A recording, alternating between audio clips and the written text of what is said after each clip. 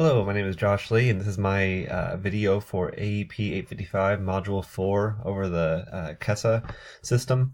Um, so just going through the questions, first of all, I don't work with or in an individual school district, so I don't have an individual principal. So I just talked to a principal from from the middle school here in the town where I live. And so maybe I have a different view because I'm on the outside looking in versus being a teacher in that building. But it was interesting nonetheless. So the first question was talking about is this a model institution or something like that is just beginning? It's weird. It seems like a strong district from the outside looking in. I think they do a good job of controlling the narrative and getting that message out. But as we went through the rubric, it really doesn't score as high as I thought it would. And a lot of that is possibly communication stuff. I don't think they communicate really well, even within the district, on certain things, especially off of these goals, or off of these different parts of the rubric. And so I think that maybe brought their score to a little bit lower spot than what we thought it was going to be. If I go through the different parts of it, rigor was one where, just in the different components of each one, the CTE level is really high. They do a really good job with their CTE stuff.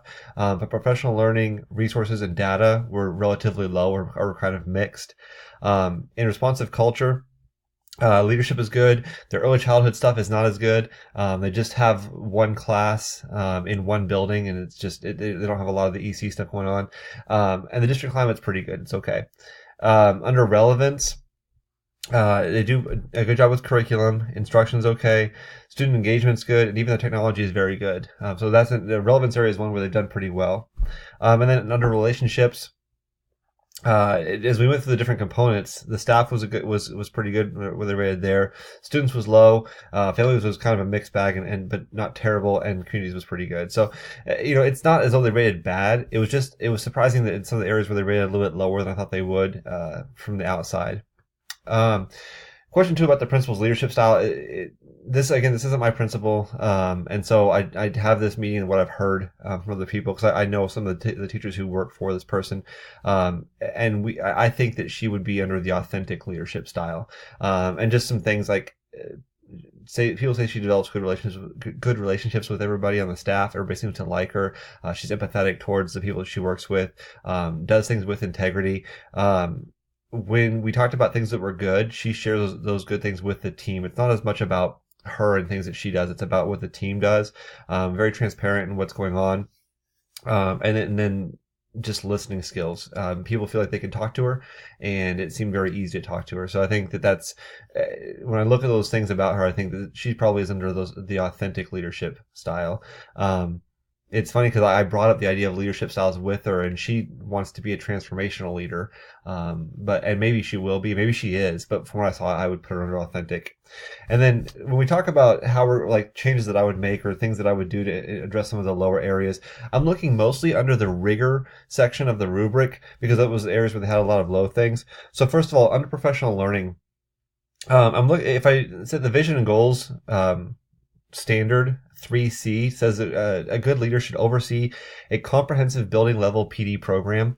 I think that what they need to do is analyze different data sources. So student data, walkthrough data, analyze the data from their evaluations of staff. And from that data, determine what the needs are of the building and let that guide their PD plan. Provide professional development in areas that the building shows they need help in. I think that would be something that would help them have more of a structured plan and then communicate why that's happening, what we're doing, set goals, and when they achieve those goals, then move forward. The next area was with their data, and I think they have a lot of data. They don't use it like they should. So, vision and goals standard number 2 says that a leader should understand and be able to collect and use data to identify school goals, assess organize activities, effectiveness, and create and implement plans to achieve school goals.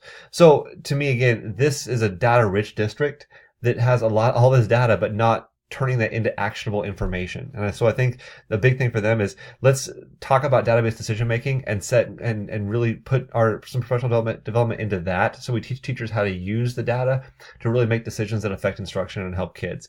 Finally, the last area I want to address is the resources. This is under the section, I'm going to use standards from managing organizational systems and safety. 1A, where a leader should analyze school processes and operations to identify and prioritize strategic and tactical challenges for the school. I think that they need to work with all stakeholders. I would work with all stakeholders to analyze the resources that we're using in the building and see if there's inefficiencies and ensure that the resources we use are being allocated to help with our district goals and our building goals. And we're not just spending here or putting people into this area.